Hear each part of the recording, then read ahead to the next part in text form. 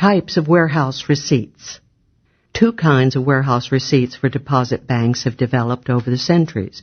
One is the regular form of receipt, familiar to anyone who's ever used any sort of warehouse, a paper ticket on which the warehouse guarantees to hand over, on demand, the particular product mentioned on the receipt. For example, the Rothbard Bank will pay to the bearer of this ticket on demand $10 in gold coin, or Treasury paper money, or whatever. For deposit banks, this is called a note or banknote. Historically, the banknote is an overwhelmingly dominant form of warehouse receipt. Another form of deposit receipt, however, emerged in the banks of Renaissance Italy. When a merchant was large-scale and very well known, he and the bank found it more convenient for the warehouse receipt to be invisible, that is, to remain as an open book account on the books of the bank. Then, if he paid large sums to another merchant, he did not have to bother transferring actual banknotes.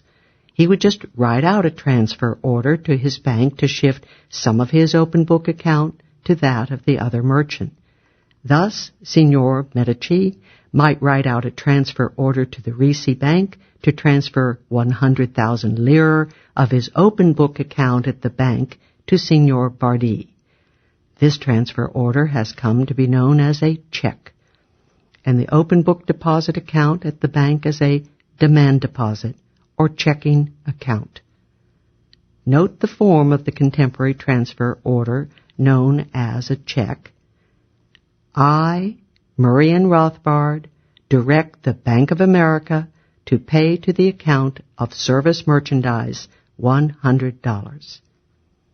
It should be noted that the bank note and the open book demand deposit are economically and legally equivalent. Each is an alternative form of warehouse receipt, and each takes its place in the total money supply as a surrogate or substitute for cash. However, the check itself is not the equivalent of the bank note, even though both are paper tickets. The bank note itself is the warehouse receipt, and therefore the surrogate or substitute for cash, and a constituent of the supply of money in the society. The check is not the warehouse receipt itself, but an order to transfer the receipt, which is an intangible open book account on the books of the bank.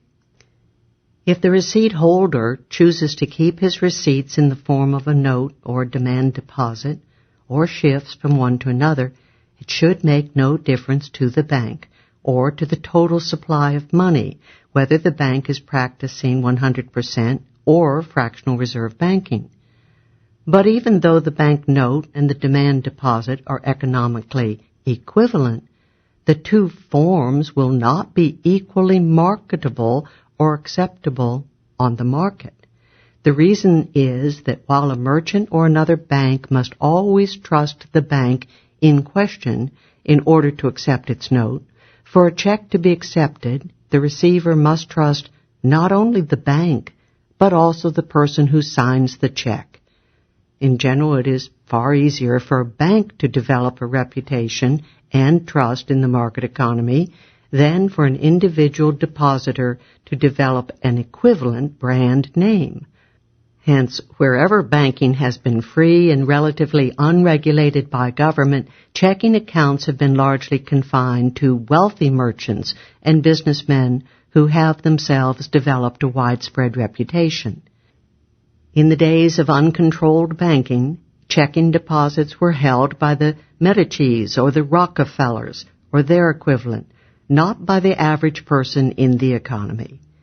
If banking were to return to relative freedom, it is doubtful if checking accounts would continue to dominate the economy. For wealthy businessmen, however, checking accounts may yield many advantages. Checks will not have to be accumulated in fixed denominations, but can be made out for precise and a large single amount.